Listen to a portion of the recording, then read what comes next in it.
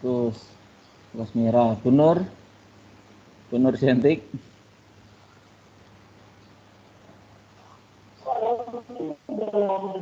Iya Pak. Di mana ini? Pura-pura nanya. Di mana?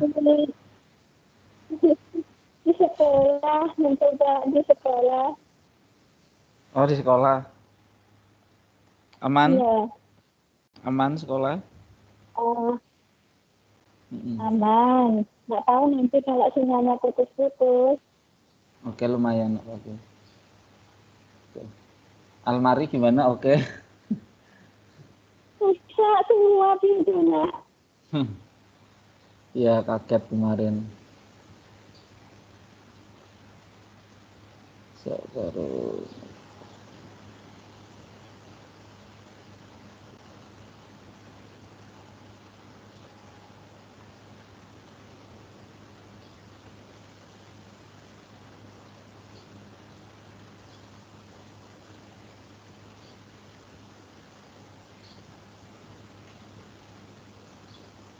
oke. Oke, sudah banyak yang datang. Bismillahirrahmanirrahim.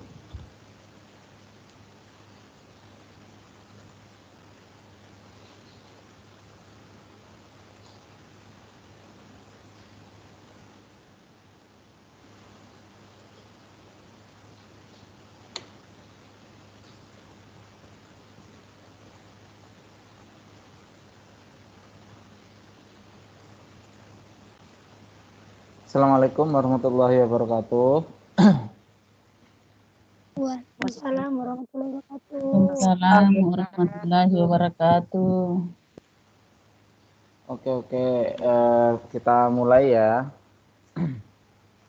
Bismillahirrahmanirrahim. Mari kita mulai pertemuan keempat ya. Pertemuan keempat tidak terasa berarti 1 bulan sudah terjalani. Kita bertemu di pendidikan IPS di SD lagi untuk yang keempat kalinya. Semoga semua termasuk kita, keluarga kita dalam keadaan sehat walafiat, dimurahkan rezekinya, dilancarkan semua rencananya, harapannya. Oke, Bapak Ibu, sebelum saya masuk ke materi, perlu saya sampaikan, saya tidak akan sebut nama dan tidak saya share juga di grup ini. Beberapa masih ada yang belum mengirim tugas yang ketiga ya. Yang ketiga, ya, semoga besoklah terakhir. Besok saya cek lagi. Besok terakhir pengumpulan untuk tugas yang ketiga. Ada 2-3 orang yang belum. Mungkin terkendala sinyal. Ya enggak apa-apa. Oke, kelihatan ya Bapak Ibu. Bu Nini, kelihatan enggak Bu? Mana ketua kelas? Kelihatan Pak. Oke, Kelihatan nanti Pak. terus kontrol ya, siapa tahu enggak kelihatan ya Bu, kayak kemarin itu. Iya Pak. Siap. Oke ya, semoga tidak dalam kondisi kelelahan semuanya. Karena minggu kita tetap belajar, minggu kita tetap bekerja dan beraktivitas. Kita belajar sambil santai Bapak Ibu semuanya. Lanjut. Oke, bab selanjutnya yang kemarin saya suruh untuk meresum Bapak Ibu ya, tugas yang ketiga, minggu ketiga. Hari ini kita akan membahas tentang masalah-masalah hukum, ketertiban, dan kesadaran hukum. Kita ini IPS, ya. Tapi kenapa kita harus belajar masalah-masalah hukum? Kita akan menjawabnya di sini. Nah, hukum itu secara sederhana diartikan sebagai sebuah aturan, ya Bapak Ibu. Aturan untuk mengatur manusia. Ya, karena hukum itu yang menciptakan manusia yang untuk mengatur manusia. Aturan itu disepakati secara bersama. secara kolektif. Nah, kalau dilaksanakan jika melanggar pasti akan dapat sanksi. Sanksi itu dalam bahasa Indonesianya ya sama disebut hukum, hukuman. Dapat hukuman jika melanggar, itu hukum. Nah, sekarang kita cari tahu apa itu masalah hukum. Masalah hukum adalah masalah yang timbul karena adanya perbedaan kepentingan. Ya, perbedaan kepentingan. Salah satu yang membuat masalah terjadi itu adalah perbedaan kepentingan. Kepentingan siapa? Antar individu maupun kelompok dalam interaksi sosial. Oke. Masalah hukum di sini dalam garis besar ilmu pengetahuan sosial ya Bapak Ibu, ini lebih mengarah kepada hukum-hukum yang terbentuk di satu masyarakat, ya, bukan hukum secara konstitusional kenegaraan yang berpasal-pasal itu, melainkan yang kita kaji, yang kita analisis di sini adalah problematika hukum yang berkaitan dengan interaksi sosial, yang berkaitan dengan hubungan antar individu dengan individu, hubungan antar individu dengan kelompok, ya, individu itu orang. Tentu dalam berhubungan kita sebagai orang itu pasti punya salah, baik itu disengaja maupun tidak. Yang tidak kita sengaja kadang bisa membuat salah paham dengan orang lain, ya kan? Padahal kita tidak sengaja, itu saja bisa membuat masalah, salah paham, apalagi yang kita sengaja. Hal itulah yang membuat kita sebagai guru IPS harus mempelajari masalah-masalah hukum. Nah, karena interaksi sosial ini sangat penting kita pelajari. Ketika nanti kita mendapat masalah, kita harus tahu solusinya.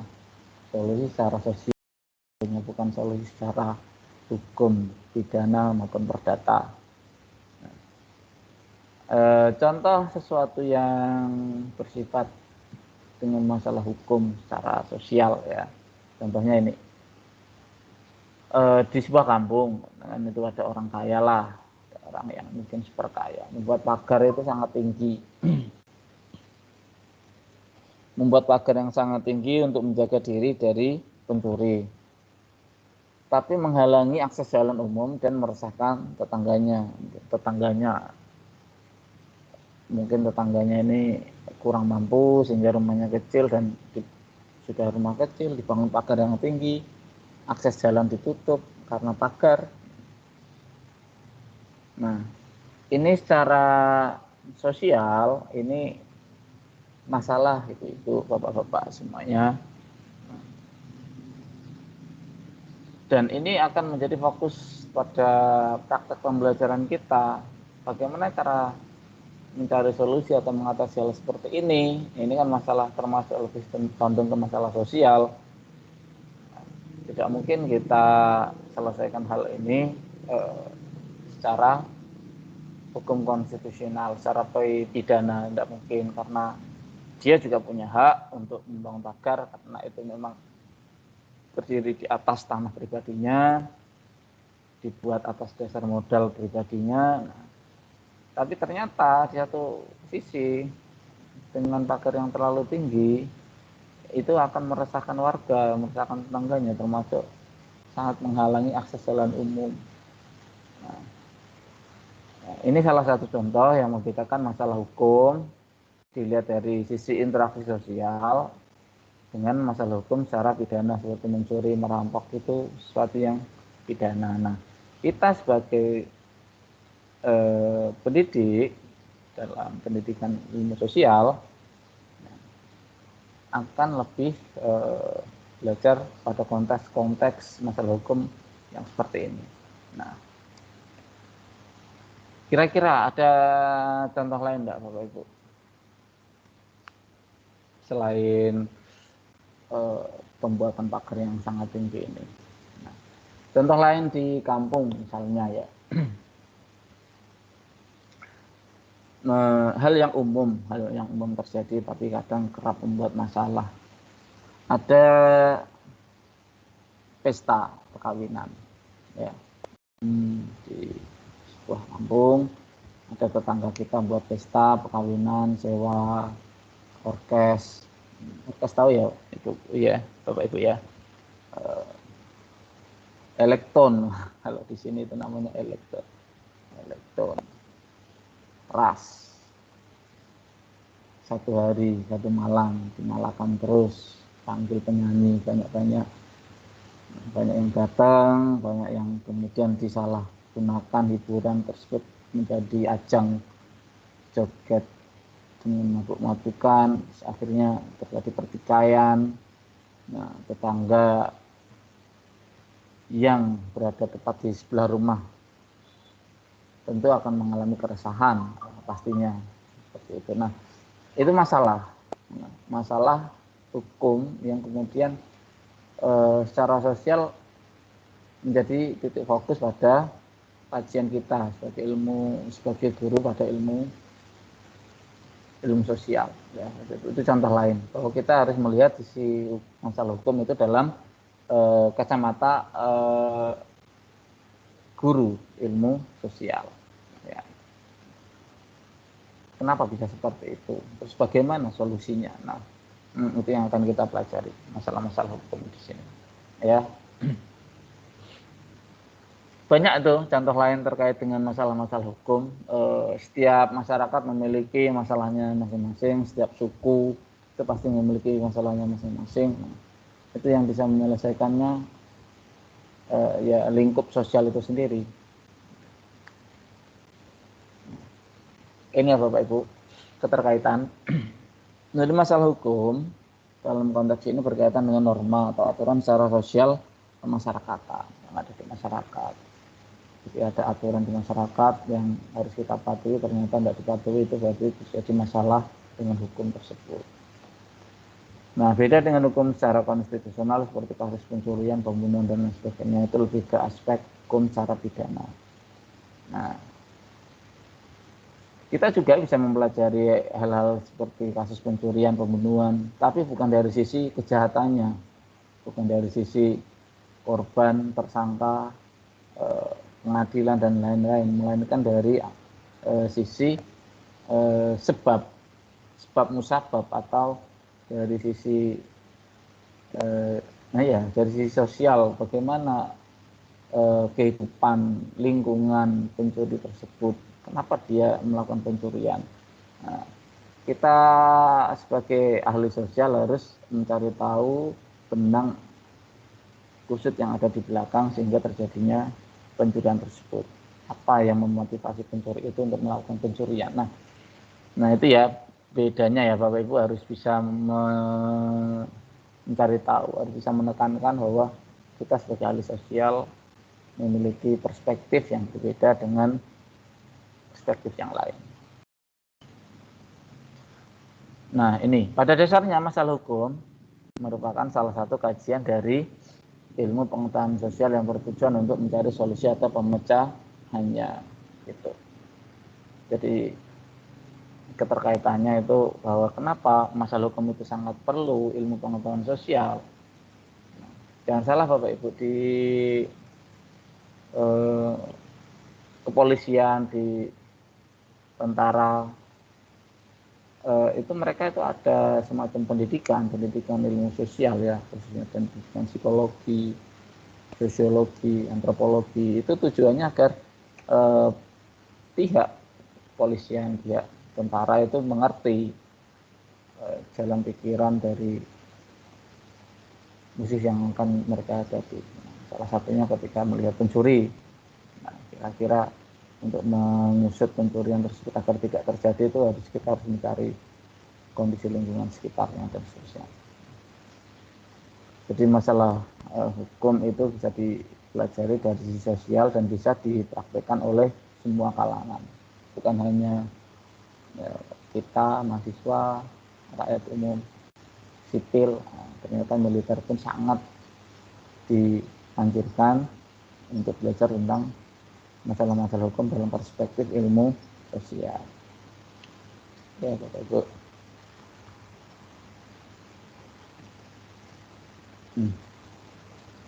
Setelah terjawab solusi dari masalah tersebut, nah, sudah dapat solusi nih, ada masalah hukum. Tapi contoh terjadi pencurian di rumah si kaya. Nah, apa sih penyebabnya? Oh, ternyata si kaya itu pernah punya masalah sosial, pernah secara psikis, pernah mengejek, mengolok atau menghina di depan umum.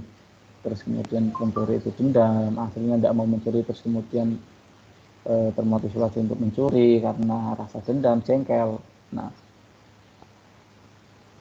setelah terjawab solusi dari masalah tersebut, oh ternyata latar belakang dia mencuri itu begini, oh ternyata begini kok. Nah itu sisi kita yang melihat dari sisi tersebut. Nah setelah terjawab solusi dari masalah tersebut, maka ketertiban akan terbentuk dan kesadaran hukum akan semakin meningkat. Endingnya apa? Lalu diperlukan pendidikan IPS untuk mensosialisasikannya.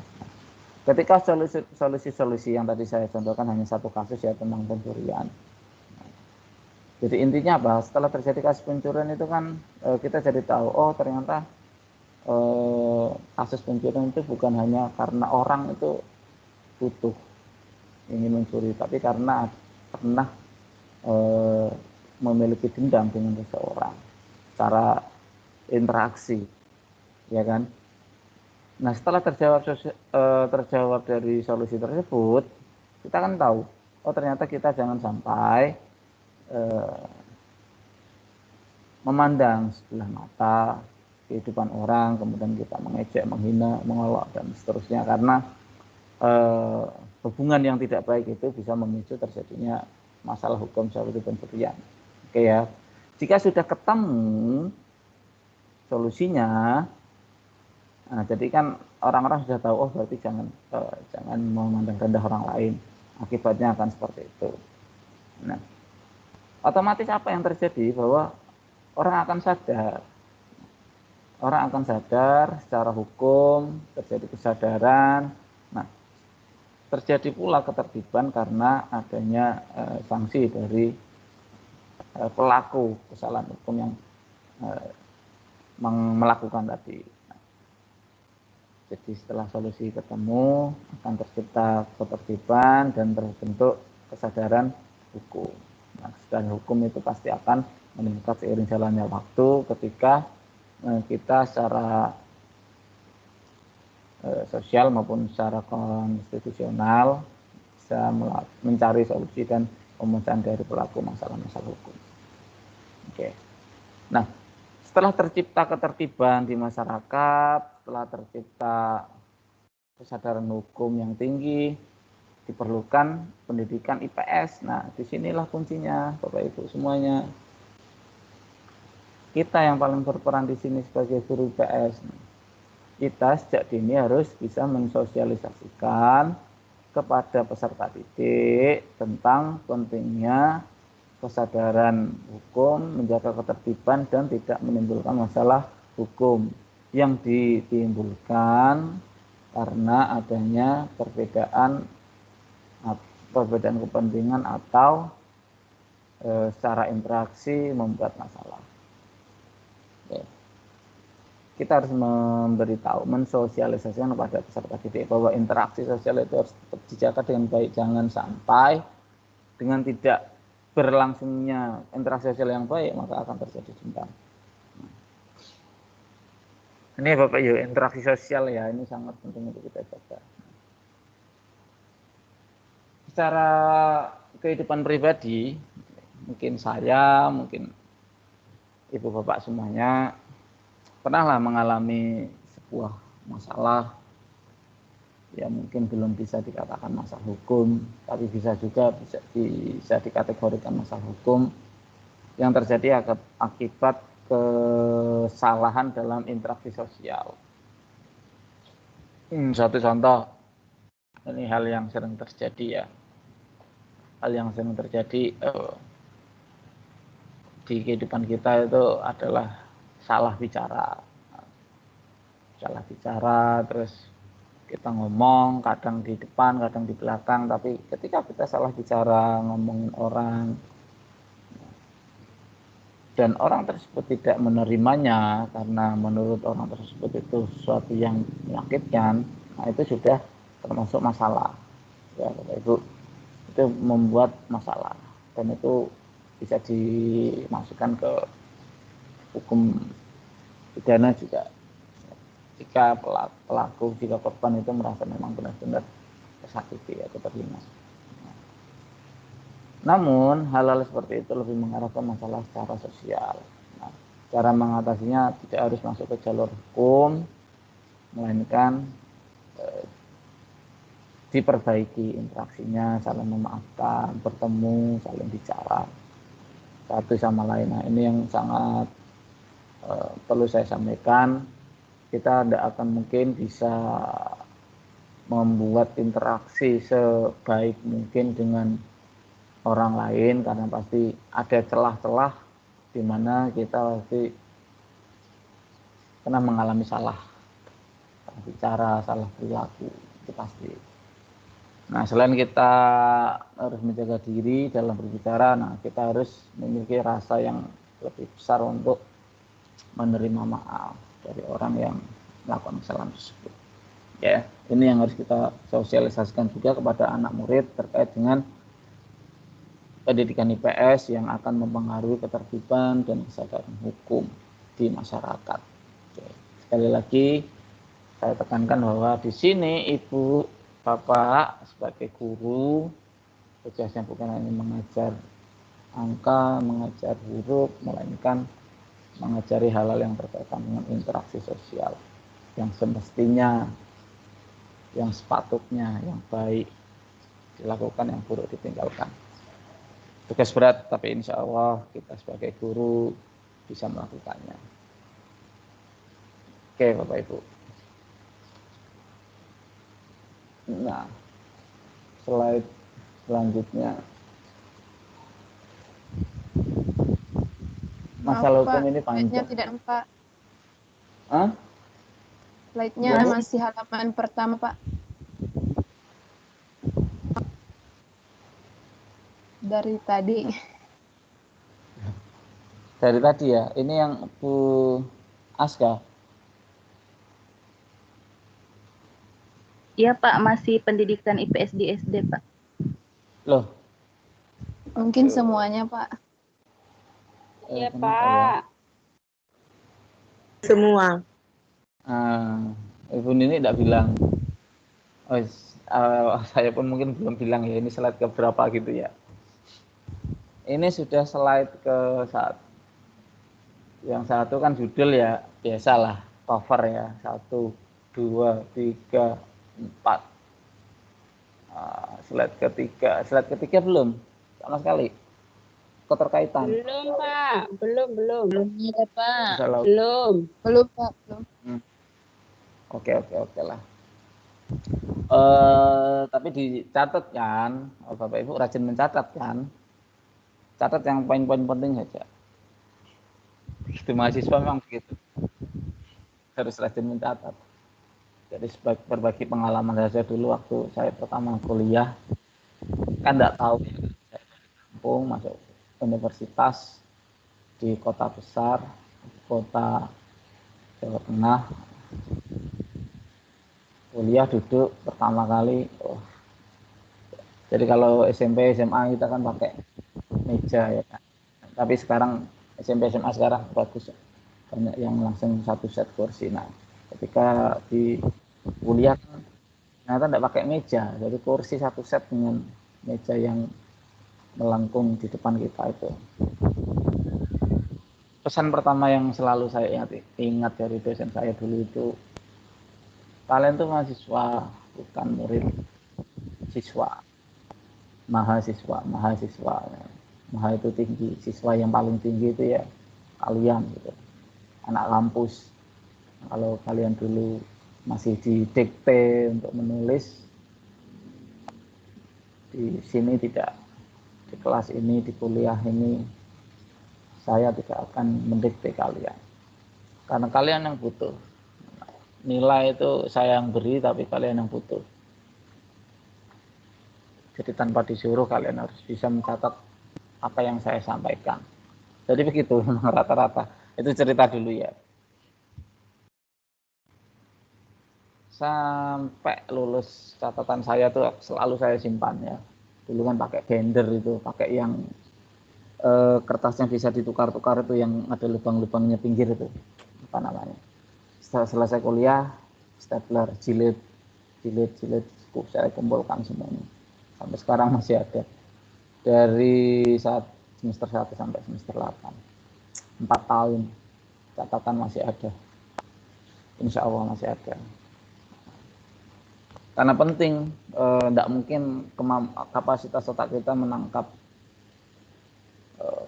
satu kalimat itu secara utuh dan tepat. Susah ya, kecuali kita memang memiliki IQ di atas 150 160. Nah, tapi tetap saja sekalipun manusia memiliki IQ tinggi, tetap catatan itu sangat penting untuk meng-recall daya ingat kita. Ya. Jadi jangan terlalu mengandalkan pemikiran, jangan mengandalkan baca. Kalau kita cuma baca juga pasti akan hilang. Baca tanpa ditulis itu pasti akan hilang. Ya. Ditulis. Membaca dengan menulis itu lain ya, beda. Bahkan sebelum ujian, Bapak ini sambil menunggu sinyal agak baik. Setiap ujian semester, semua catatan itu saya tulis ulang, saya resume. Pasti semua mata kuliah saya resume kembali. Dengan meresume kita kan otomatis membaca ya, Bapak Ibu. Kita membaca kemudian kita menulis. Akhirnya sudah 2 kali kita mengingat. Ya. Dan itu saya lakukan malam sebelum atau subuh sebelum ujian itu dilaksanakan. Itu akan ketika kita berangkat sudah santai, sudah nggak perlu buka buku lagi. Yang perlu kita buka hanya catatan kecil, catatan kaki atau resume yang kita buat tadi malam atau tadi pagi, tadi subuh. Dan itu selalu berhasil, alhamdulillah ya, alhamdulillah selalu berhasil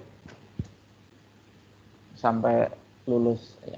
Itu tips yang bisa saya bagi ke Bapak Ibu semuanya, bisa dengan cara seperti itu ya. Baca tulis itu akan mempertinggi kemampuan dalam mengingat, meningkatkan mengingat. Oke. Coba Bu Nini, ini sudah slide ke berapa ini? Pertama tadi Pak, pendidikan Apa? IPS di SD. Masih di situ? Slide pertama. Iya. Oh, coba.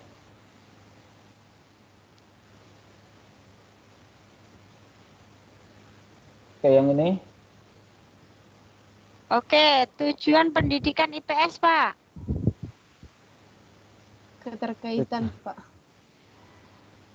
Keterkaitan Pak. Keterkaitan. Ya, ciri keterkaitan. Keterkaitan tadi sudah ya. Ya, ini sekarang perlu diingat kembali. Ya. Perlu diingat kembali, ini dia. Oke. Ganti-ganti kan? Ya, ini keterkaitan lagi, Pak. Oke, perlu diingat kembali, Pak. Oke, memang harus diingat kembali ya. Harus diingat kembali. Oke, mari kita ingat kembali.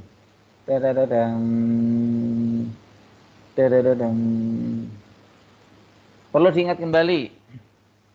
Tadi sudah secara umum dijelaskan ya masalah hukum, ketertiban, kesadaran hukum, dan pentingnya pendidikan IPS. Itu ya Bu. Bu Nini siap enggak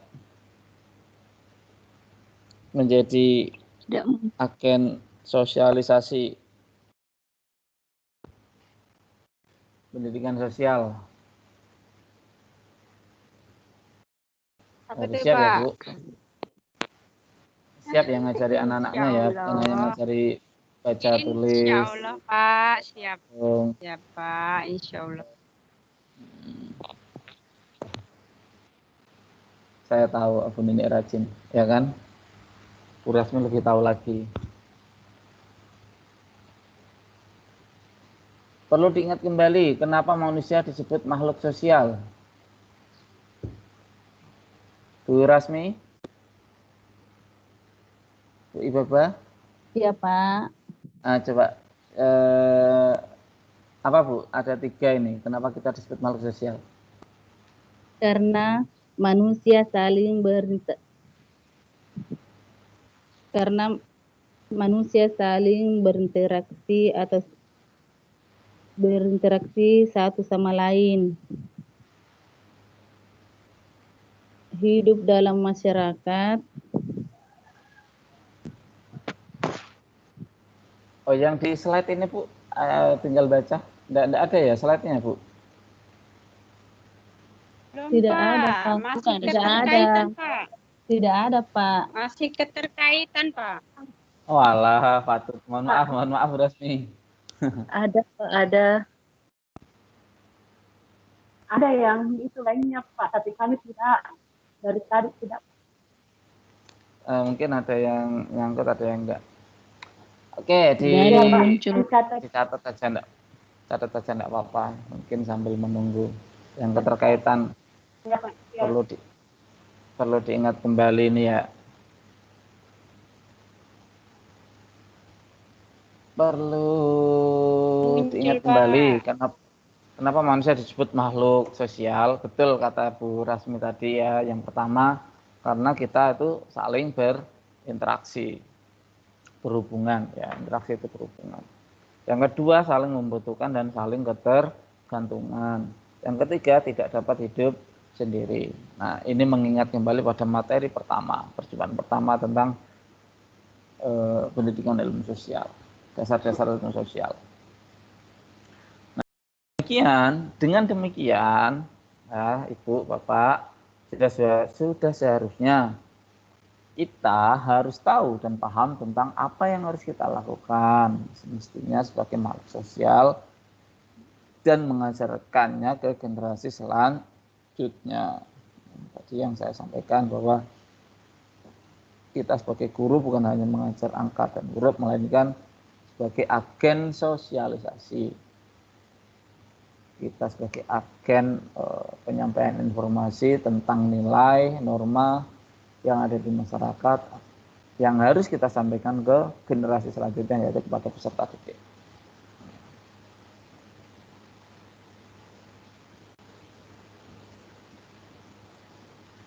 Dengan demikian, tujuan pendidikan IPS, kenapa harus ada pendidikan IPS itu? Kenapa sih? Waktu di awal saya itu pernah menyampaikan, jika masih ada yang ingat, salah satu tujuan orang itu belajar hal-hal yang bersifat sosial itu untuk apa sih? Dulu pernah ingat, betul saya sampaikan. Satu kata untuk jawaban tersebut, agar kita menjadi manusia yang adaptif, ya Bapak Ibu, adaptif, yang bisa beradaptasi dimanapun tempat atau lokasi kita tinggal, lingkungan tempat kita tinggal. Nah, tujuan IPS ini paling tidak ada 3. Ya. Tujuan pendidikan IPS ini dimasukkan dalam kurikulum di Indonesia ya, dan diajarkan ke peserta didik itu ada 3. Yang pertama, tujuannya mempersiapkan siswa memasuki kehidupan yang sebenarnya dalam masyarakat. Jadi saat ini siswa itu kan belum masuk.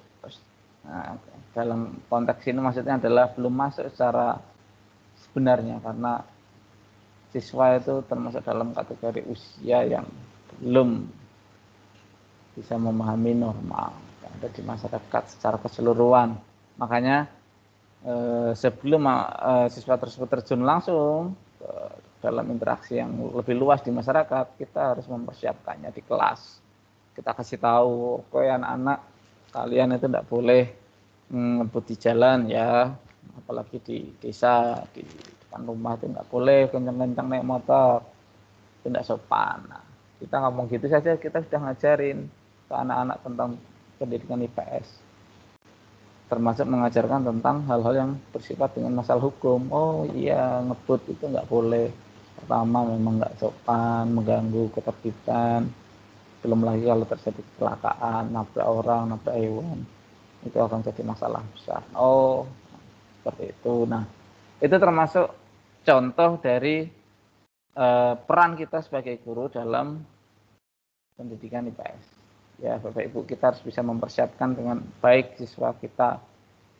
Sering dikasih tahu bahwa oh kamu itu tidak boleh seperti ini. Hal yang kecil yang sering sering terjadi dan mungkin kadang sering diabaikan itu mungkin tentang perilaku sopan ya. Anak-anak contoh di kelas duduk kakinya di atas kaki ya kan, naik ke atas kursi maksudnya kakinya. Nah, secara norma, secara nilai di masyarakat itu kan tidak boleh, tidak sopan. Nah, kita bilang ke anak-anak bahwa itu jangan naik kakinya, tidak sopan, tidak boleh seperti itu. Ya, secara nilai tidak boleh. Nah, itu saja sudah termasuk kegiatan sosialisasi ya, mempersiapkan siswa memasuki kehidupan yang sebenarnya dalam masyarakat. Oh ternyata jadi masyarakat itu susah ya, bukan hanya menjadi manusia yang susah, ternyata menjadi masyarakat itu lebih susah. Mau tidak mau kita harus hidup bermasyarakat. Masalahnya itu kadang sih kita maunya kan hidup yang tenang, tidak ada yang mengganggu. Semakin banyak masyarakat tetangga itu kan kesannya itu makin banyak gangguan. Apalagi di kehidupan yang sekarang ini ya, lebih banyak manusia yang cenderung lebih ingin privasi atau ketenangan secara personal. Nah, lalu dibangunlah apartemen. Ya, selain apartemen itu menghemat tanah, memang betul.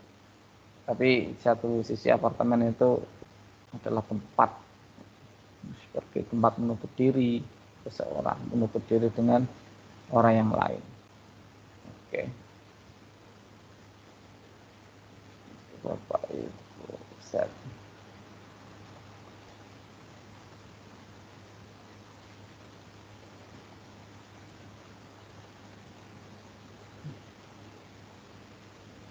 Oke, udah hilang lagi tadi slide-nya. Nah, semoga ini sudah bisa kelihatan ya Bapak Ibu ya. Banyak sekali contoh di sekitar kita, di sekolah, di kelas, yang bisa kita praktekkan di kehidupan masyarakat. Bapak Ibu ya. Contoh lain yang sering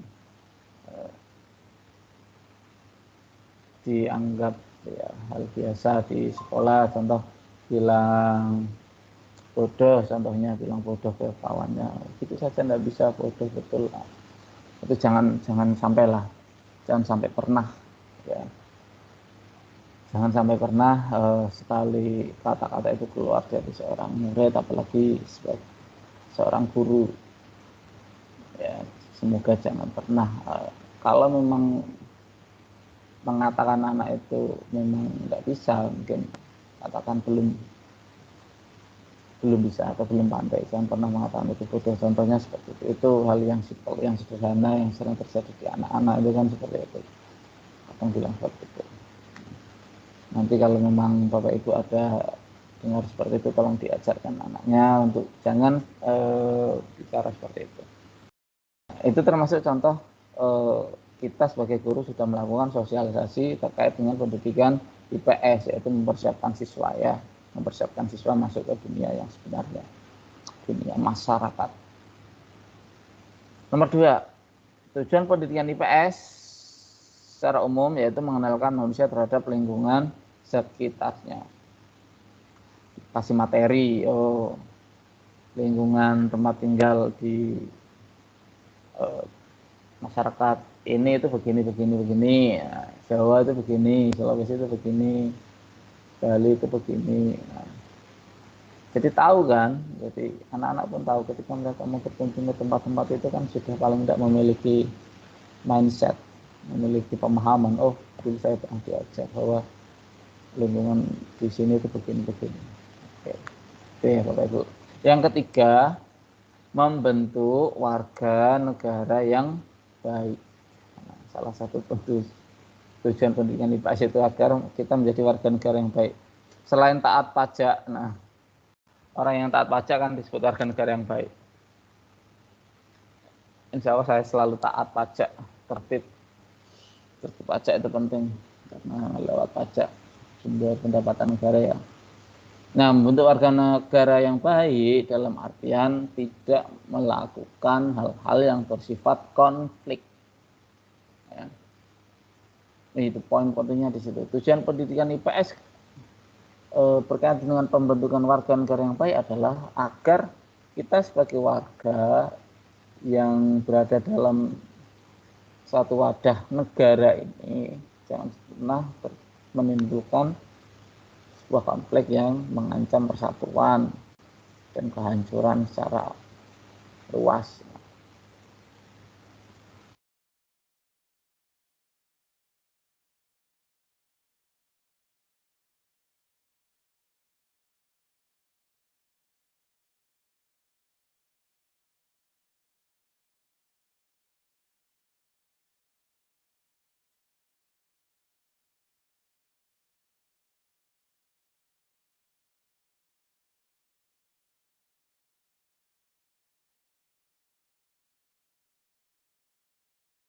Halo, Pak.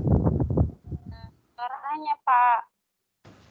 Pak Mumun. Halo, Pak. Halo, halo. Pak. Iya Pak. Iya. Halo, Pak. Oke.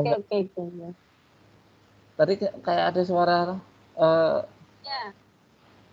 Hilang suara Pak Mumun tadi.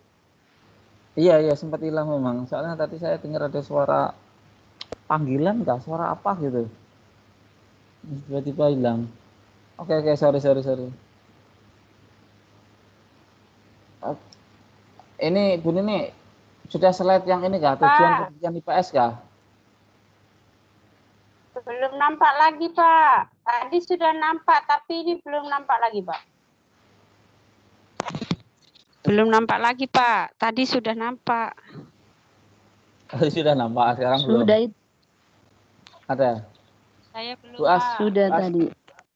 Bu Asrida. Sudah tadi, Sudah tapi tadi, hilang Pak. lagi. Sudah tadi, Pak. Sudah ada tadi, Pak. Yang diterangkan. Oke. Hilang lagi Pak. Biasa kayak gitu. Mau enggak mau. Coba saya ulang lagi. Bukan hilang, belum ditampilkan. Sekarang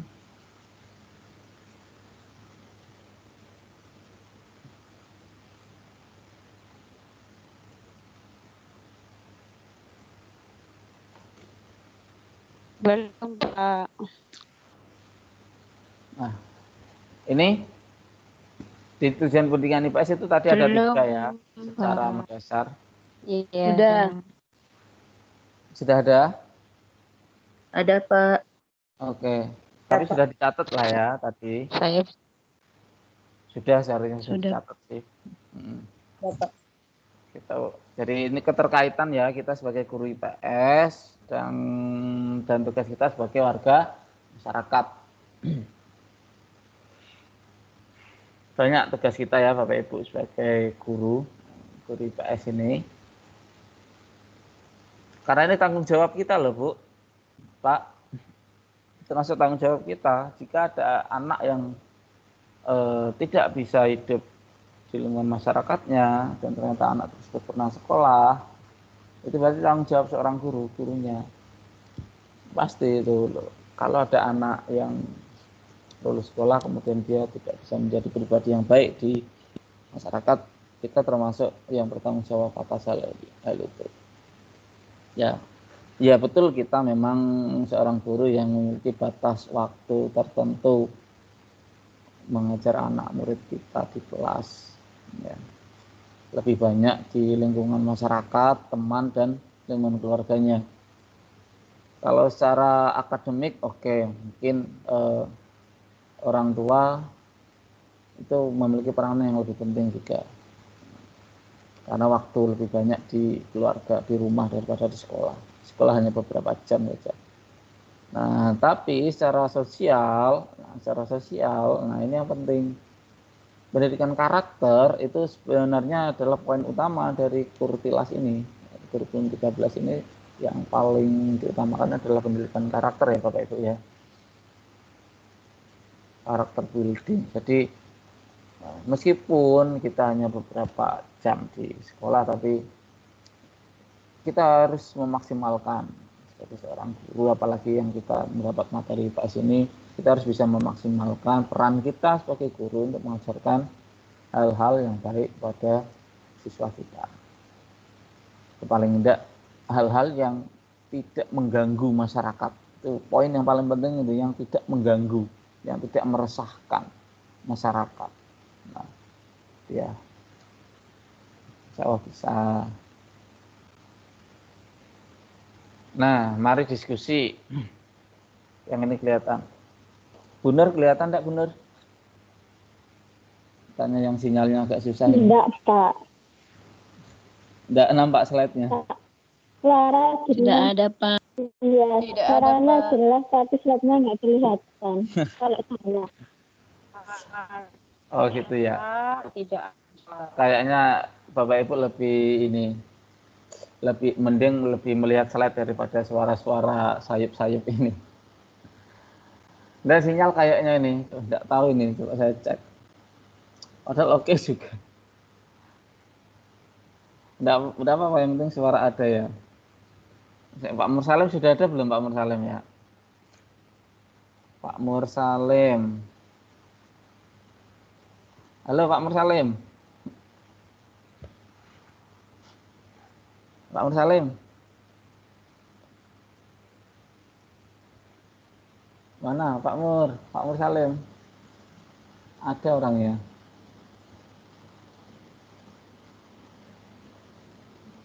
Itu suaranya kurang jelas Pak, hilang-hilang. Oh. Halo Pak Mursalim, dengar tapi kan? Dengar, tapi yang lainnya rasanya nggak dengar. Kurang keras kan suaranya Pak? Suaranya jelas Pak, tapi mungkin yang lain tuh kurang pendengaran rasanya. Oh, yang lain teman-teman yang lain. Iya Pak. Oh, di Pak Mursalim jelas ya? Jelas Pak, jelas. Nah tuh, soalnya saya juga mendengar jelas itu si Handem itu. Handem kah itu Pak? Iya Pak. Oh. Oke, Pak Mursalim yang selalu mengumpulkan tugas dengan baik, yang saya minta 1 halaman ternyata jadi banyak halaman. Saking rajinnya, tidak apa-apa, tapi terima kasih Pak Mursalim. Semakin banyak materi, semakin bagus. Nah, ini kita diskusi Pak Mursalim. Saya saatnya mau cari Pak Mursalim. Oke, kita diskusi ya Bapak Ibu ya. Coba dengarkan ini baik-baik ya. Nah, belum kelihatan ya slide-nya ya. Gimana coba biar kelihatan itu? Belum Mari Pak. diskusi. Oke, coba ini. Bismillah, nanti keluar. Ditatak-tatak 3 kali seharusnya laptopnya. Tujuan Oke, pendidikan Pak. IPS. Oke, Pak. Tujuan pendidikan IPS Pak. Mari diskusi. Sudah ada, Pak. Mari diskusi. Itu ada. Kelihatan, Pak. Ada yang sudah ada. Kalau yang belum ada dicatat ya. Pokoknya selalu karena kita tergantung dengan teknologi. Oke, Pak. Jadi kita harus saling memberikan informasi. Oh ini Pak belum ada slide-nya. Oke Pak, suaranya kurang tidak terdengar gitu ya, karena salah satu kelemahan teknologi yang seperti ini. Oke, mari diskusi. Yang tadi Pak Mursalim juga sudah on. Nah, ada satu hal yang menarik terkait masalah hukum dan IPS ini ya, Bapak Ibu. Ternyata permasalahan hukum itu bukan hanya, oh itu salah masuk penjara, oh dia tidak salah, dilepas. Ternyata masalah hukum itu panjang jika kita melihat dari sisi ilmu pengetahuan sosial. Nah, ada satu hal yang menarik ya, yaitu IPS dapat menjangkau satu masalah dengan sudut pandang yang berbeda dengan yang lain. Jadi itu salah satu yang menariknya sebagai contoh nih. Nah, ini contohnya. Dari tadi kan saya sudah kasih banyak contoh ya terkait masalah hukum yang berkaitan dengan interaksi sosial. Sebagai contoh ini ada satu kasus di desa, ada seorang kepala desa, dia itu sudah kaya lah, kayanya berlimpah, semua berlebih. Ada kepala desa, seorang kepala desa yang sudah kaya, semua berlebih. Semua berlebih maksudnya lebih dari cukup ya, mobil kah, rumah lah. Kalau istri tidak tahu, saya tidak bahas istri, nanti jadi serba salah. Kalau bilang istri lebih tidak enak nanti. Semuanya pokoknya serba lebih. Namun ternyata ini dirinya itu masih mau menerima uang suap dan korup. Ya, saya ulangi lagi, ada seorang kepala desa, ini sudah kaya. Dicatat ya, setelah ini saya tanya satu-satu pendapatnya. Ya Bapak Ibu, saya tanya pendapatnya satu persatu ini. Dari Pak Mursalim dulu kayaknya ini. Penasaran dengan pendapatnya Pak Mursalim. Ya Pak Mursalim. Oke, seorang kepala desa yang sudah kaya, semuanya berlebih. Tidak tahu istrinya ya Pak Mursalim ya. Namun dirinya kok masih mau aja menerima uang suap dan suka korup lah, korupsi, suka ngambil uang rakyatnya. Nah, secara hukum jelas salah ya kan, karena dia menerima uang suap dan korupsi. Tapi yang perlu kita cari tahu adalah karena kita sebagai guru IPS ya kan, nah sudut pandangnya kita kan beda dan lebih bisa menjangkau masalah tersebut jadi lebih luas, jangkauan kita menjadi lebih luas. Nah, yang perlu kita cari tahu adalah apa sumber masalahnya, kenapa dia melakukan itu. Nah, mengapa dia melakukan itu? Apa sumber masalahnya? Apa sih tujuannya? Kira-kira loh, coba kita analisis jika ada kasus seperti ini.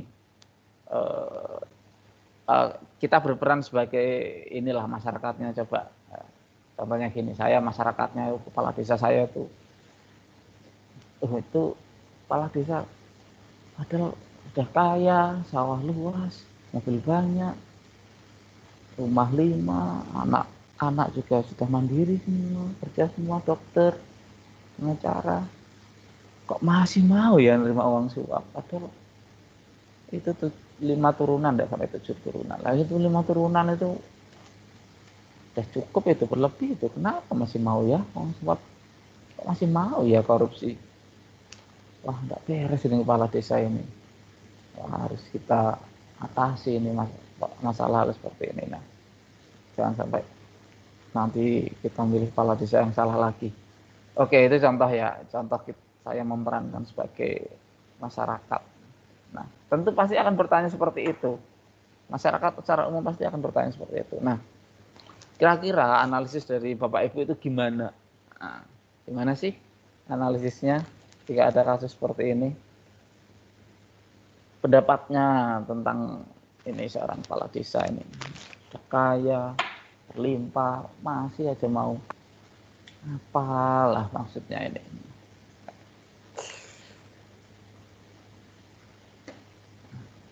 Kepala desa ya, bukan ini ya, bukan anggota Dewan Legislatif ya Bapak Ibu ya, ini anggota kepala desa, contoh fiksi. Nanti dikira mengaitkan dengan anggota legislatif, tidak boleh. Mereka orang baik.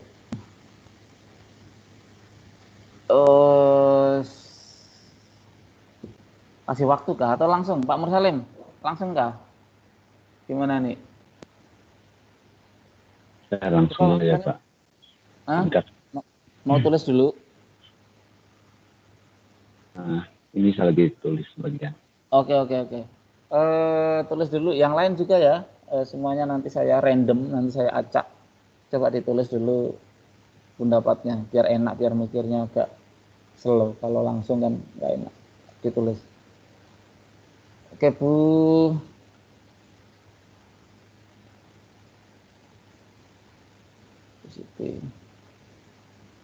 Bu Dharma, oke. Bu Dharmawati, halo Bu. Bu Dharmawati, halo Bu.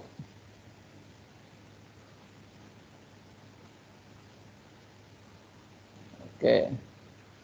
Bu Sri. Bu Sri Pus. Iya.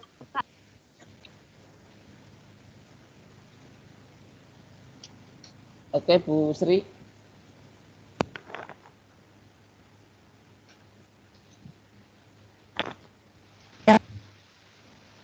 Nah, dengar nggak suaranya Bu Sri?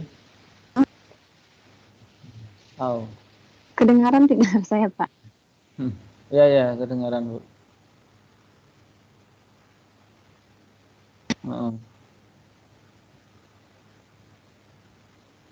Oh, Bu Ella belum. Bu Ella atau Bu Ella?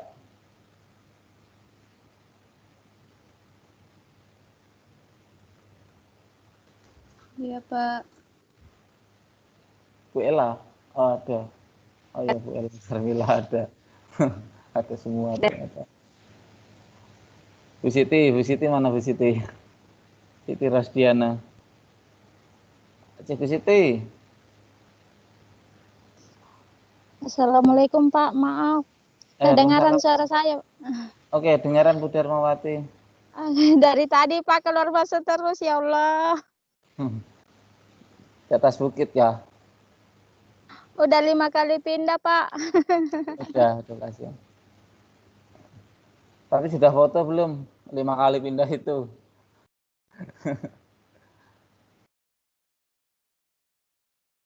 Halo Bu Dharma. Iya, Pak, ya. Oke. Dengarkan yang tadi kita diskusikan. Maaf, Pak, belum. Oh, belum. Oke, aman lah berarti. Aman lah Bu Dharma. Oke, 5 menit aman? lagi.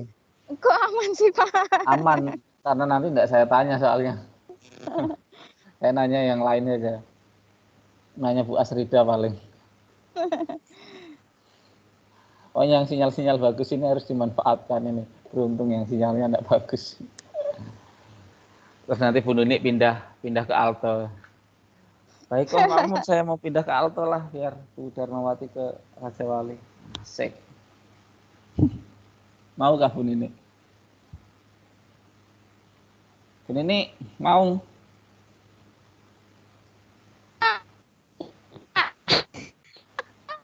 Alto mah susah, Pak. Alto kesusahan. Ini saja masih sendat lampu tidak stay. Ini saja sendat-sendat ke. Oh iya.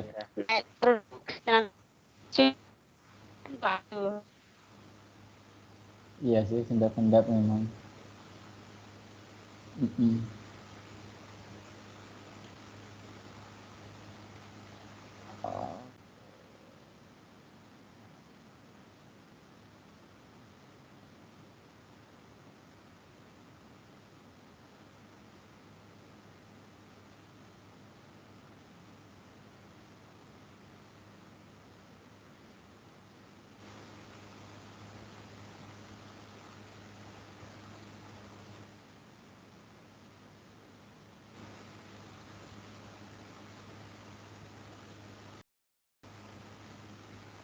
Oke, 5 menit ya. 5 menit dari tadi.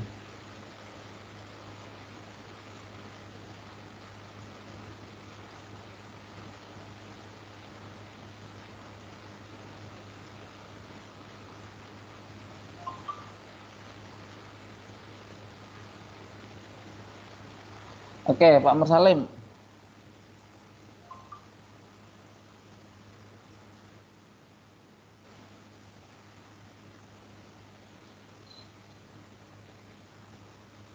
Halo Pak Mursalim.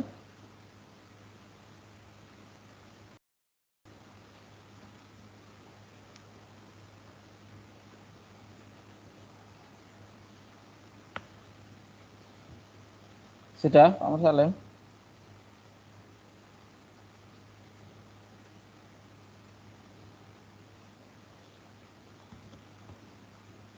Halo.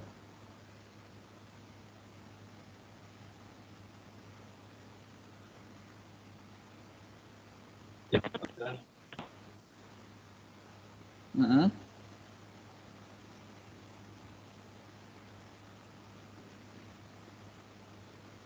Belum ya Pak?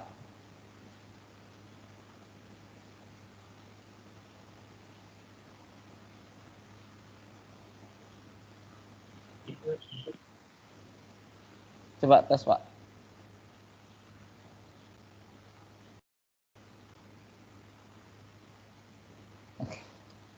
Coba Bu Asrida. Ya, Pak. Ah, ini jelas sekali ya. Jelas sekali suaranya. Pokoknya kalau mau ngetes suara itu harus Bu As kayaknya. Makanya kalau ngetes suara Bu As bagus berarti di headset saya itu berarti tidak ada masalah. Oke. Tadi Pak Mursalim suaranya nggak tahu Pak, agak lama nyautnya. Oke Bu As gimana Bu pendapatnya Bu? Iya, dari 5 orang lah. Ya, Pak. Nah, gimana Bu pendapatnya Bu? Menurut Ibu sudut pandang secara sosial? Ya, menurut saya Pak mungkin kepala desanya kurang melibatkan masyarakat ya Pak dalam proses perencanaan dan pengawasan dana Pak. Maksudnya kurang pembicaraan dengan masyarakat Pak. Misalnya dana diterima segini kepada masyarakat gitu Pak.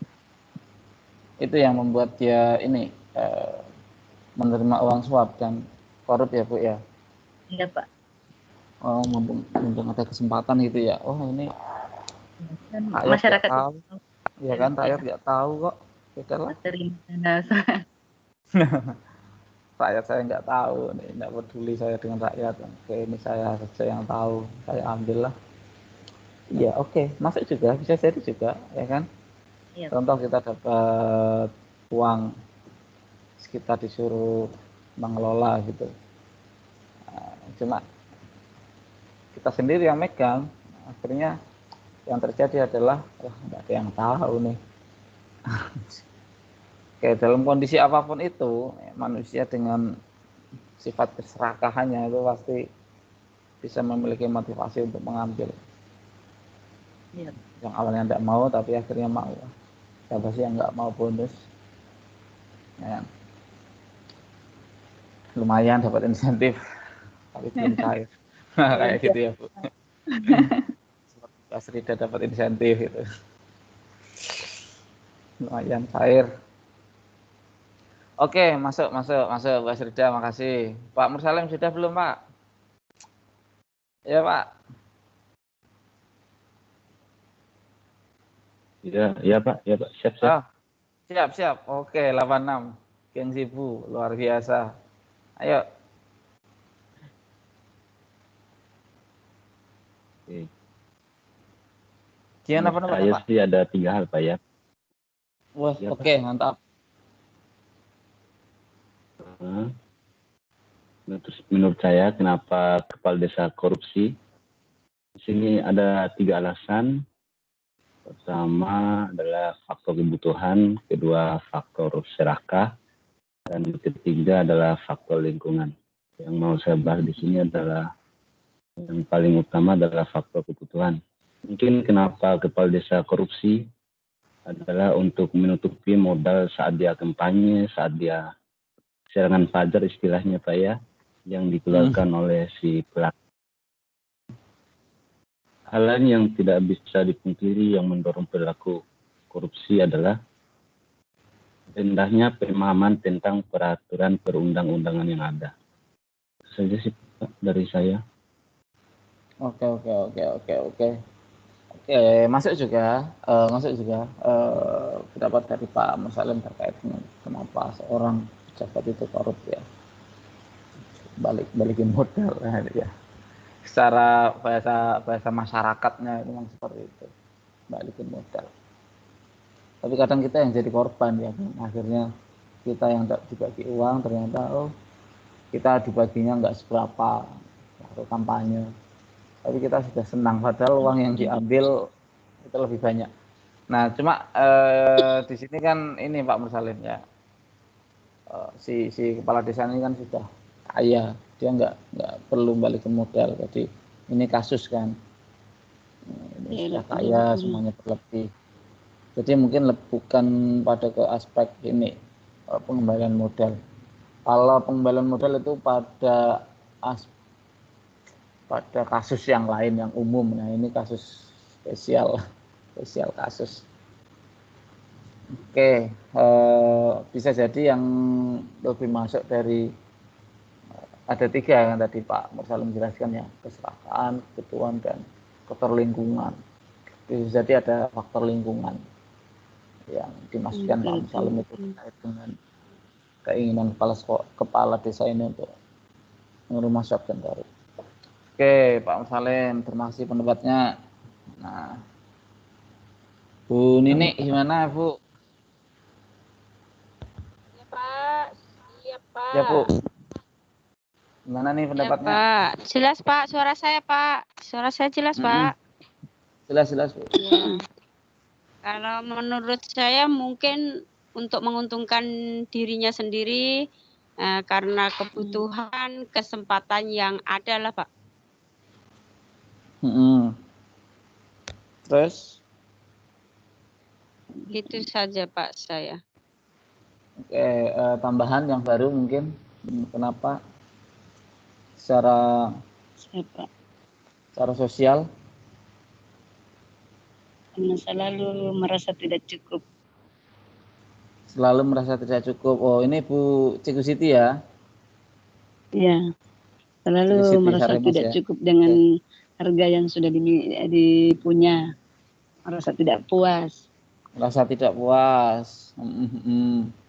Oke, ini dia hal baru ini. Oke, ada lagi Bu Siti?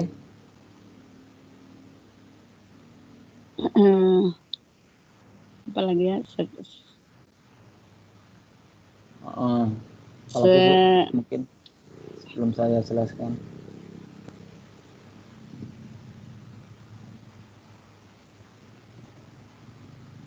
Selalu memberi barang-barang mewah. Atas. Tidak apa-apa, usah. Iya, atas untuk dirinya sendiri. Oh ya. Gaya hidup yang mewah. Ya. Adapun biasa juga desakan dari istri. Oh iya, wah istri ya Bu ya, bukan menyalahkan istri loh, saya loh. Tapi rata-rata gitu ya, seorang suami itu, seorang laki-laki itu rela berjuang melakukan hal yang jahat demi istri gitu ya. Oh, istrinya suka nimbun. Poya-poya. Poya-poya. Tapi melakukan kejahatan. Oke.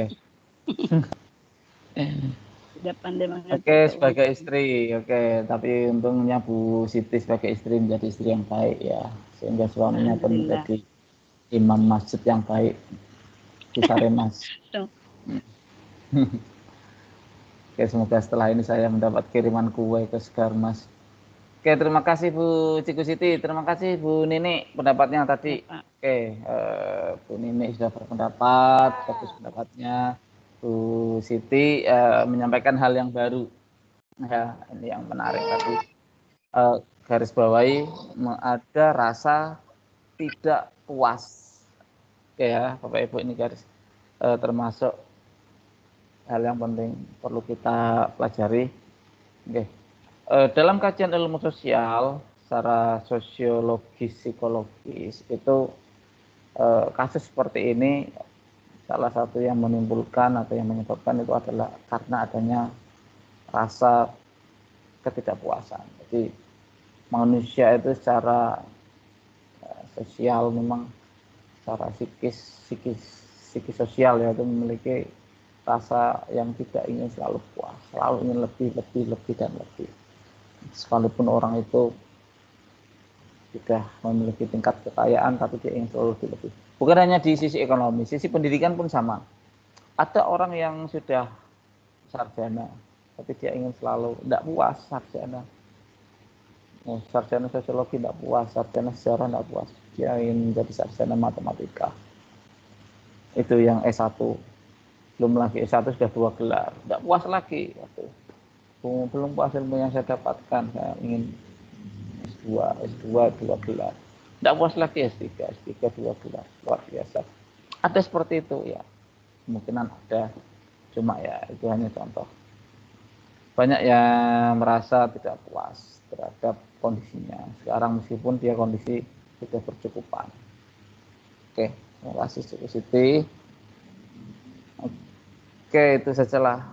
Itu contoh saja, contoh kasus ketika kita melihat suatu kasus dari sudut pandang ilmu sosial. Ya. Oke. Nanti Bapak Ibu secara naluri juga akan bisa kok memahami. Ternyata lingkungan sekitar saya itu banyak fenomena-fenomena sosial yang bisa dilihat secara keilmuan. Nanti lama-lama pasti akan merasakan. Setelah 4 kali atau 8 kali menerima materi pendidikan ilmu sosial ini. Oke Bapak Ibu, pendidikan IPS ini. Kelihatan Bu Nini gimana? Belum Pak, belum Pak. Pendekatan kognitif ini pendidikan kognitif. Belum pembelajaran. Pak. Belum Pak. Ada yang sudah? Saya tanya yang sudah saja. Belum Pak. Belum Pak. Oke, tunggu sekejap. Presenting.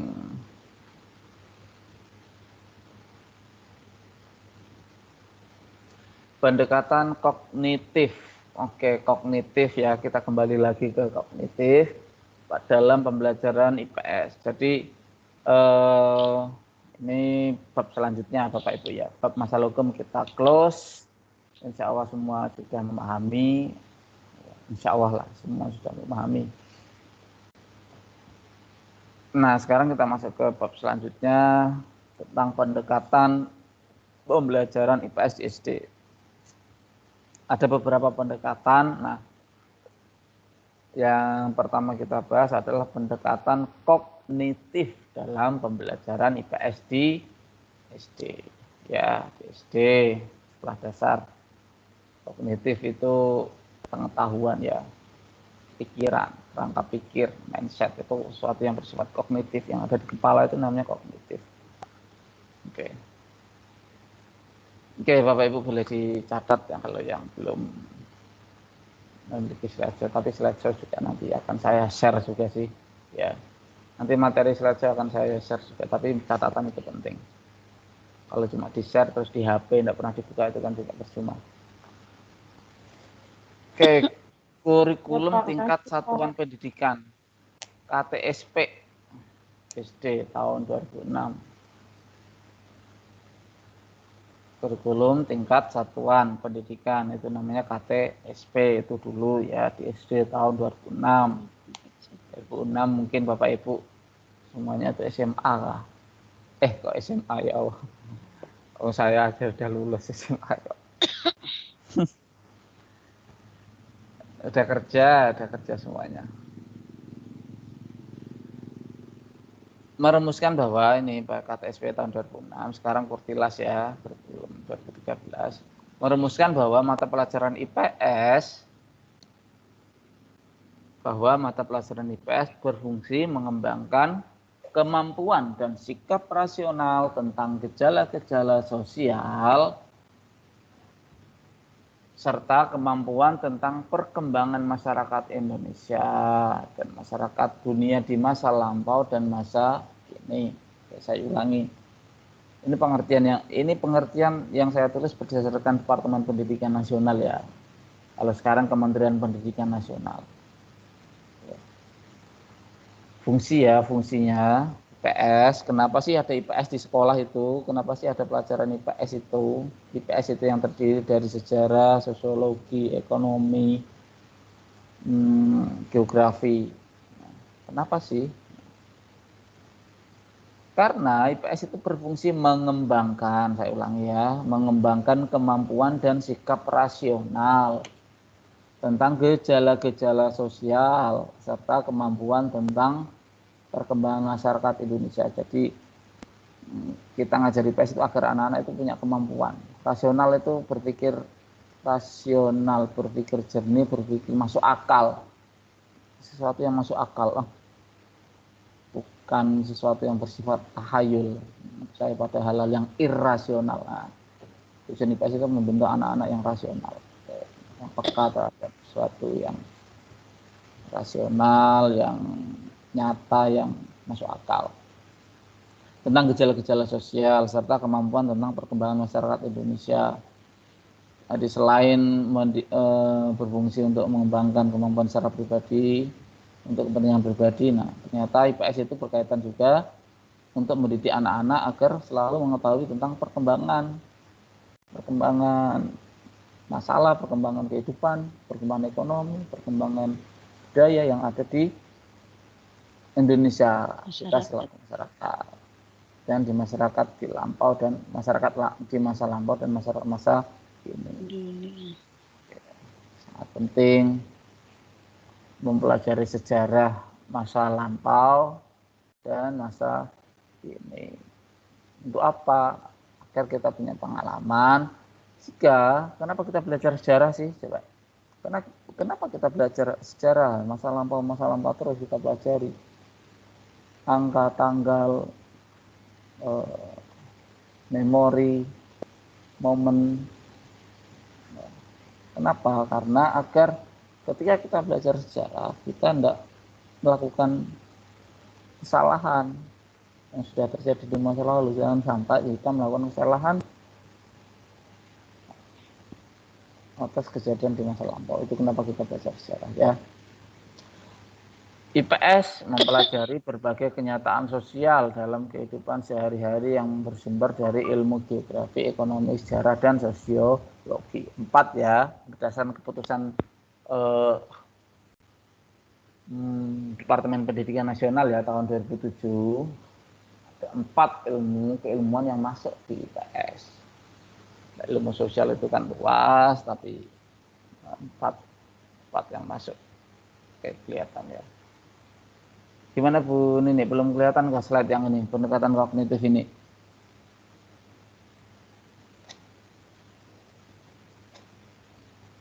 Ya Belum ya? Pak. Kadang hilang, kadang nampak Pak. Oh kadang. Tapi yang pendidikan kognitif nampak kan? Nampak Pak, nampak.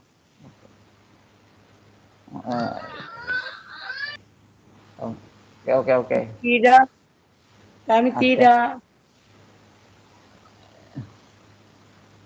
Tidak Bu.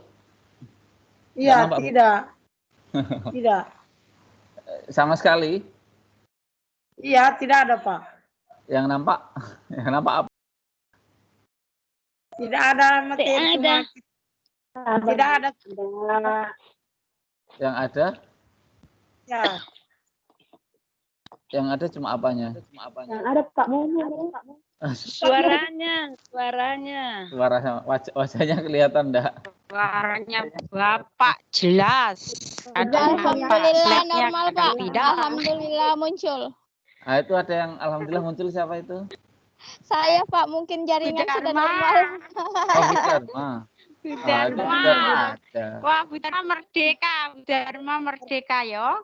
Oke, berarti Mungkin jaringan sudah bagus Bu. Stabilo nak. Iya, alhamdulillah. Bu As, kelihatan ya? Kelihatan Pak. Oke, berarti kesalahan bukan di ini ya, saya ya, di sinyal saya. Berarti mungkin kuota Bapak Ibu tidak ada ini. Aduh, gimana nih? kuota, tidak sanggup beli. Woi, penuh Pak Mumun, Pak Mumun, penuh aku. Penuh kah? Kuotaku. Tapi Iya, saya Pak. beli kuota itu cukup harian saja. Kalau udah hari Minggu saya itu tidak beli kuota. Percuma di Sekarmat beli kuota. Iya, Pak. percuma beli kuota, tidak kepake. Oke, Betul, lanjut. Pak. Oke. Jaringan Oke, susah. lanjut ya. Pendekatan kognitif ya, ini ya tujuan fungsi kenapa IPS itu dimasukkan di materi sekolah, kurikulum, itu dimulai pada kurikulum KTSP tahun 2006. Ini ya penjelasannya.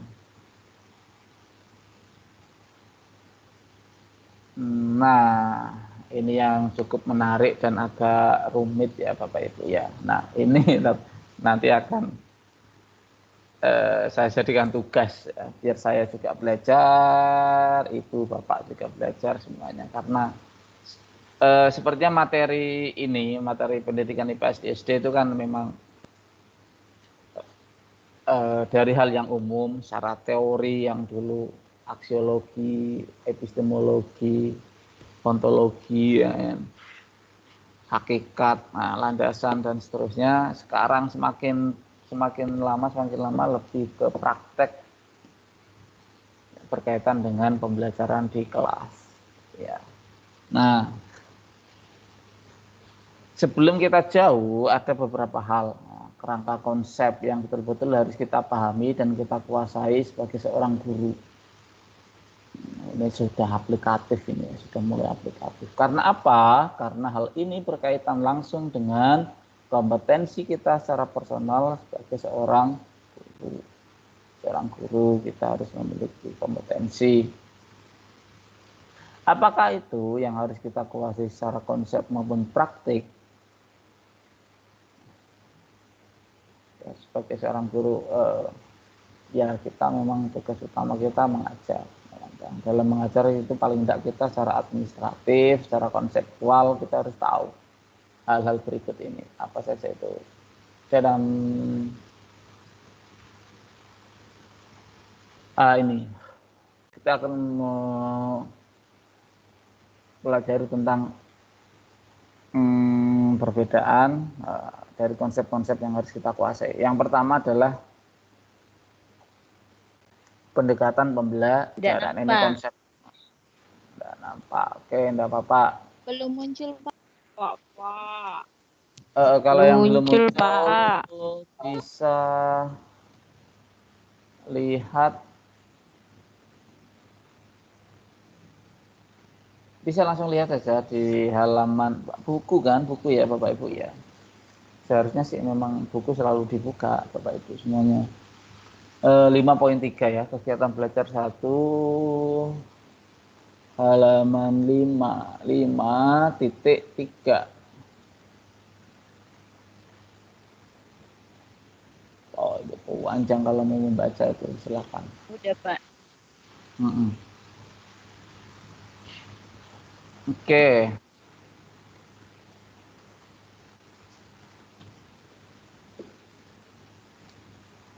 Ya, kita sebagai guru harus memahami ini ya, konsep-konsep ini secara administratif juga. Yang pertama adalah pendekatan pembelajaran secara kurikulum. Ini pasti hal-hal yang abstrak tapi kita harus kuasai. Apa itu pendekatan pembelajaran? Nah, kita mengajar, kita melakukan pembelajaran itu kan harus ada pendekatannya. Nah, kita lihat.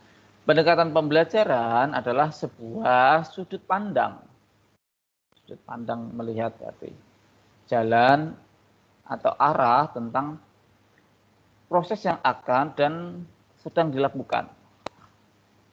Nah, proses apa sih? Proses pembelajaran maksudnya. Dalam pembelajaran ada 2 jenis pendekatan ya. Oke. Jadi pendekatan pembelajaran itu sudut pandang tentang proses yang kita lakukan. Nah, ada 2 nih pendekatan, yaitu pendekatan pembelajaran yang berorientasi atau berpusat pada siswa, ya, Bapak Ibu. Pendekatan pembelajaran yang berorientasi atau berpusat pada siswa, student centered approach, ya, student center approach. Approach itu pendekatan, center pusat, student itu siswa. Jadi semuanya seolah difokuskan, dikembalikan ke siswa aktif, gitu ya Bu. Ini ya, maksudnya gitu, pendekatan gitu, biar siswa aktif. Nah, dan yang kedua adalah pendekatan berpusat pada guru, teacher center approach. Oke. Jadi semuanya kembali kepada gurunya, yang aktif gurunya, siswa lebih cenderung diam. Nah, kita yang aktif,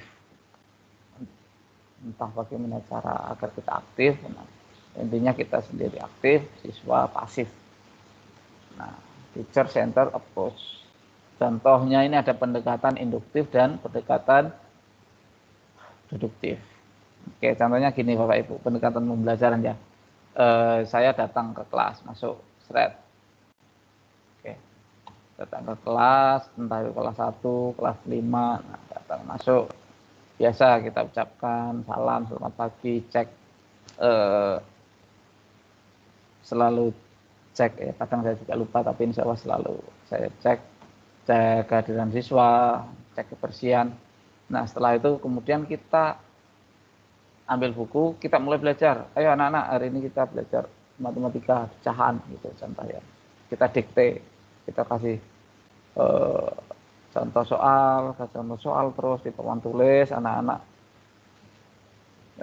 menulis, mendengarkan. Nah, itu teacher center approach ya, pendekatan yang berpusat pada guru.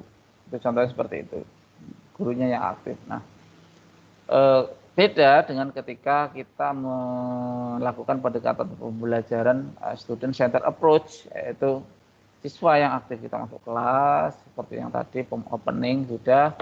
Oke anak-anak, coba anak-anak suruh kumpul diskusi 4 orang buat 4 kelompok, terus dikasih gambar atau soal.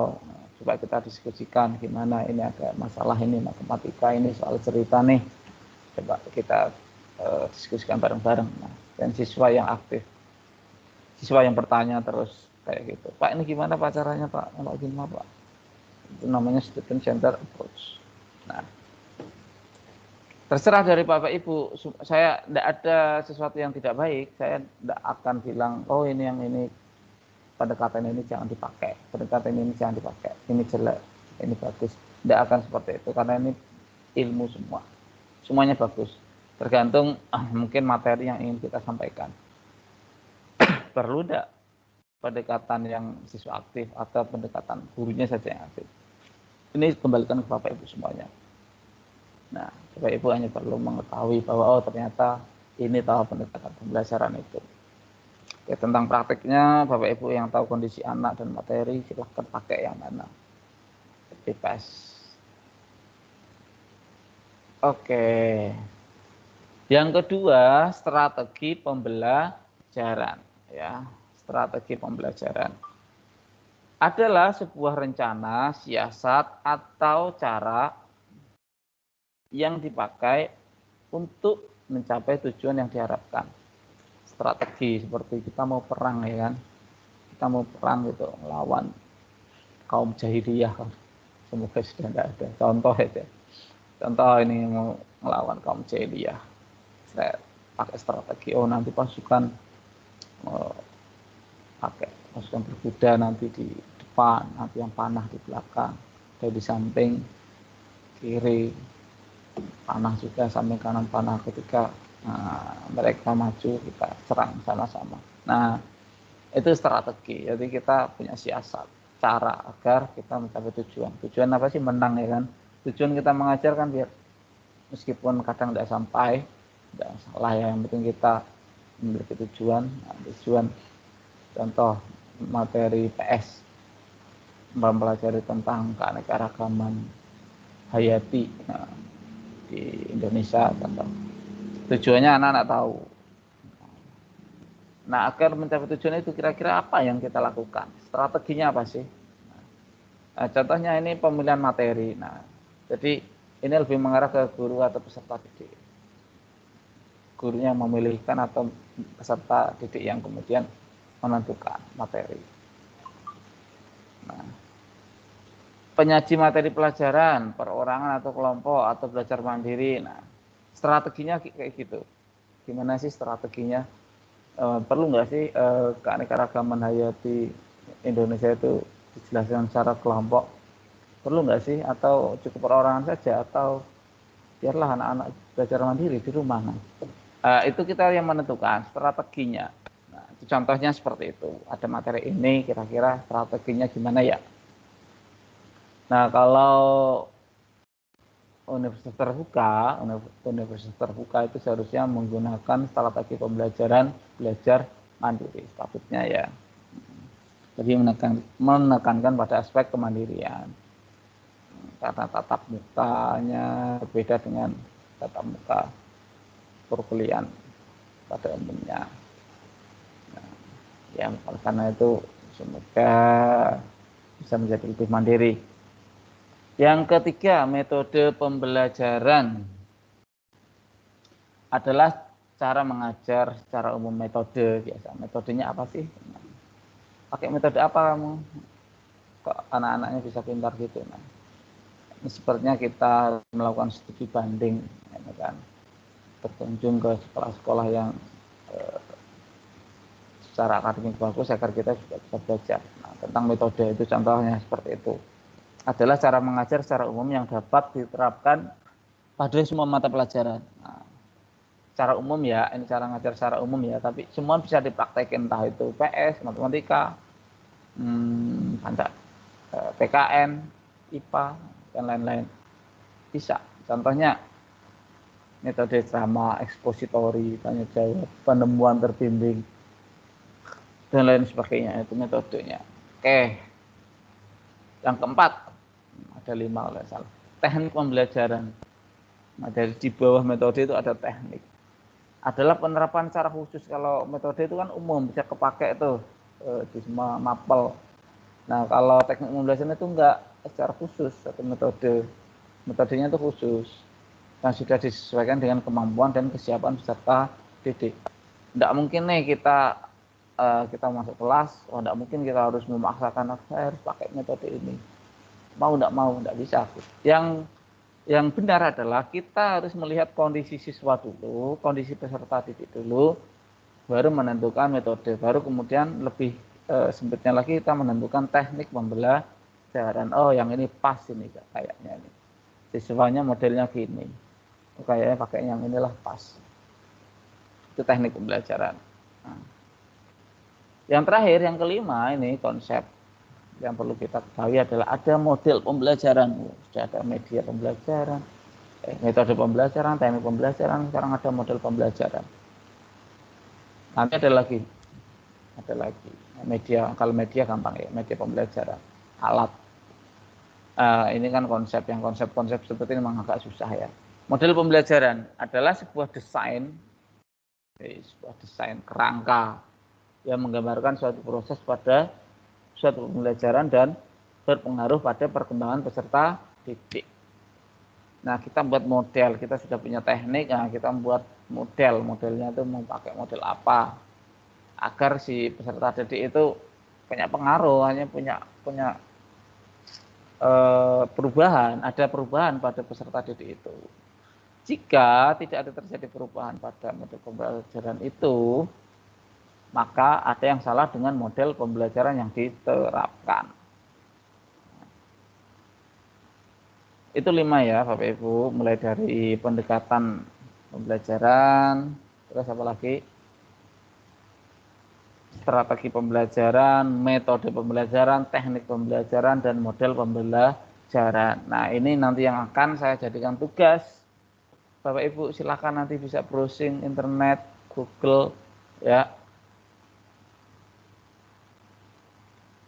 Tugasnya hanya mencari saja, mencari tentang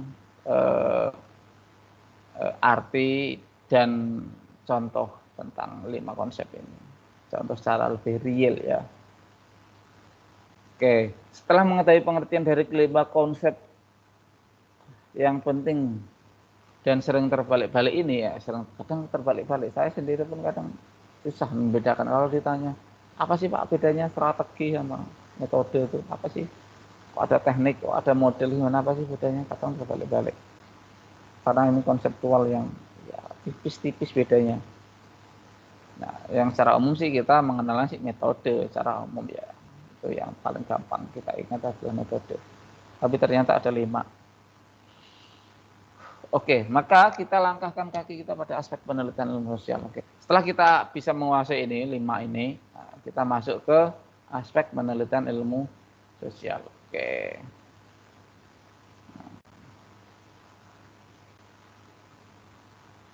Oke, penelitian ilmu sosial kita akan jelaskan minggu depan ya Bapak Ibu ya. Nah, oke, hari ini sampai sini dulu, sampai 5 konsep ini. Nah, ditulis ya Bapak Ibu tugasnya. Ya Pak, ya. Baik, Pak. Baik, Pak. Baik, Nah, Pak. soalnya ini memang masih abstrak, memang abstrak. Nanti kita bahas, kita presentasikan. Tapi Bapak Ibu enggak usah buat PowerPoint, enggak usah. Nah, cukup ini Bapak Ibu cari tahu informasi. Nah, tugasnya adalah mencari informasi tentang satu, tulis ya. Tugasnya adalah mencari tahu informasi tentang pendekatan pembelajaran. Satu, pendekatan pembelajaran. Apa itu pendekatan pembelajaran? Contohnya apa? Gimana cara penerapannya? Nah, itu ditulis. Ya, Pak, copy paste boleh enggak dari internet? Ya, boleh copy paste dari internet itu boleh. Yang penting ada sumbernya. Ya, harus ditulis sumbernya. Itu dari mana? Siapa yang nulis itu di copy juga nama penulisnya. Dibuat studi pustaka. Ya. Pendekatan pembelajaran. Ini bisa 1 halaman sendiri. Oke. Konsep yang kedua, Bapak Ibu cari tahu informasi tentang strategi pembelajaran. Ya. Strategi pembelajaran. Sudah? Oke, Bu Nini sudah ditulis? Sudah, Pak. Baik, Pak. Oke ya Pak, paham ya maksudnya ya. Paham, Yang nanti yang mengalami kendala sinyal boleh bertanya langsung ke saya, boleh di grup boleh, atau di ketua kelas juga boleh ya. Oke, yang ketiga, mencari tahu informasi tentang metode pembelajaran. Nah, pengertian atau definisinya apa, konsepnya gimana, cara penerapan bagaimana, apa pengaruhnya dan sebagainya. Kayak ini 1 halaman ya, maksimal, maksudnya jangan banyak-banyak. Jadi per poin itu maksimal 1 halaman, 1 halaman. Jadi kalau ada 5 berarti nanti ada 5 halaman yang itu kumpulkan maksimal. Kalau lebih dari 5 halaman, kalau bisa jangan lebih dari 5 halaman. Kalau 5 halaman itu saya yakin Bapak Ibu itu hanya copy paste saja dari internet tanpa dibaca. Oke ya Bapak Ibu, kalau jadi 1 halaman berarti mau tidak mau Ibu baca dan mengambil inti-intinya saja kan. Yang ketiga, metode pembelajaran. Yang keempat, teknik pembelajaran. Mencari informasinya terkait teknik pembelajaran. Yang terakhir adalah tentang model pembelajaran. Oke, Bapak Ibu, seperti itu. 5 ya? Iya, Pak. Ada 5. Ini mau bertanya Pak Mumun. Oke, Jelas tanya. Pak, suara saya Pak. Iya, jelas, iya. Jelas. Ini dijelaskan artinya, contohnya bagaimana, cara penerapannya bagaimana, dan apa lagi Pak? Betul. Definisinya, konsepnya, penerapannya, contoh di kelasnya kalau ada, memang bisa mencari di sumber internet itu. Tulis saja. Baik, baik Pak, baik. Terima kasih Pak Mumun. Tapi per poin itu maksimal 1 halaman ya Bu ya? Iya, Maksimal. berarti ada 5 halaman ya Pak ya? Berarti ada 5 halaman ya? Oh. Nah, terus kalau jadi 3 halaman gimana Pak 5 itu? Oh, enggak apa-apa. Pak kalau 5 itu jadi 1 halaman, ya enggak apa-apa. Yang penting nanti bisa dipertanggungjawabkan minggu depan nanti jika saya tanya itu. Ya. Kalau bisa ya Jumat lah maksimal dikirimkan ya biar nanti bisa saya pelajari tugasnya yang ini karena akan dipresentasikan kan. Makanya saya juga harus mempelajari juga materi yang Bapak Ibu buat, tugas yang Bapak Ibu buat. Ya.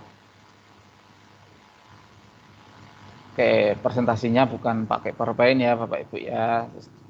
Cukup pakai rangkuman saja. Menjelaskan. Oke, gimana? Mungkin ada yang membuat 1 halaman 5 poin. Kayaknya agak susah. Kalau saya pribadi menjawab 5 konsep ini menjadi 1 halaman agak susah. Minimal paling bagus itu 2 halaman. Oke, 5 halaman saja kepanjangan tapi tidak apa-apa. Siapa tahu Bapak Ibu menemukan materi yang bagus. Ya. Sudah. Oke, ada pertanyaan lain? Bu Selvi? Ya, Pak. Bu Selvi aman? Iya, Pak. Oke ya. Dirangkum ya. kan, Pak? Pak. Apa, Bu? Pak. Ya. Pak, ini dirangkum. Dirangkum kan? Bukan, Bu. Bukan. Cari tahu dari referensi lain, dari internet. Atau dari buku lain. Kalau yang dirangkum sudah saya rangkum. Yang tadi saya jadikan PowerPoint itu. Ya, cari yang lain. Kayak yang kalau ya Pak. Cari dari yang terakhir berapa dalam boleh diulang apa? Iya, Bu Selvi. Dalam satu yang kelima ada pembelajaran. Nggak, 5 semuanya 5. Boleh diulang yang nomor boleh nomor 5 Pak, boleh diulang. Yang kelima, yang 5 itu tadi model pembelajaran. Ada di bawah sama nomor 5 Pak. Oke, begini saja lah. Saya ini saja. Saya share ya. Oke, Pak. Karena memang betul catatan itu lebih penting. Lebih ingat, nanti akan saya catat di WhatsApp, terus saya kirimkan. Biar Bapak Ibu juga bisa melihat terus kan. Ada di modul, Pak. Kalau enggak di dalam catatan itu susah. Oke. Ada di modul sebenarnya. Ada di modul, Pak. Di modul, jangan ambil modul. Di modul sudah Pak mengambil. Maksudnya gini Pak, maksudnya yang dipertanyakan tadi itu Oh kan iya. Oke. Oke, ada di modul 5.4 sama 5.5. Materinya. Pak, izin bertanya Pak. Ambil dari referensi yang lain. Misal dari Google atau buku pelajaran yang lain. Nah, tentang arti dari 5 tadi itu. Nah, itu sudah saya. Terus tapi nanti saya share di grup lah. Gitu. Pak, Bu, izin bertanya. Ya, Bu Dar. Bolehkah kalau pas di rangkum di PowerPoint itu kita ambil poin-poin pentingnya saja, terus penjabarannya pas presentasi boleh nggak Pak? Kan kalau gimana? Kan kalau dijabarkan secara sudah saya buka Pak, tapi kalau dijabarkan langsung ke PowerPoint itu kayaknya kepanjangan gitu Pak. Iya, bukan PowerPoint makanya saya enggak menyuruh buat PowerPoint kok. Jadi Tangan sudah. Sebenarnya bukan doang. Tulis tangan. oh jadi di Word saja Pak. Ya, per halaman. Nanti baru Word. ketika minggu depan nanti Itu baru saya biasa. ajak diskusi saja. Ketika ditanya baru menjelaskan. Tanya jawab. Ya Bu Siti, betul. Oke. Tadi kan kurang jelas Pak. Oke. Kayaknya Nggak bertanya. apa-apa, Bu. Siap, makasih Bu. Yang penting tugasnya itu Jumat lah maksimal, biar saya bisa melihat tugasnya Bapak Ibu semuanya. Karena melihat dari yang tugas 1 dan 2, ngirimnya ada yang telat. Oke, semoga yang ini nggak telat ya. Yang telat coret aja. Oke, yang telat ngirim tugas coret aja nanti.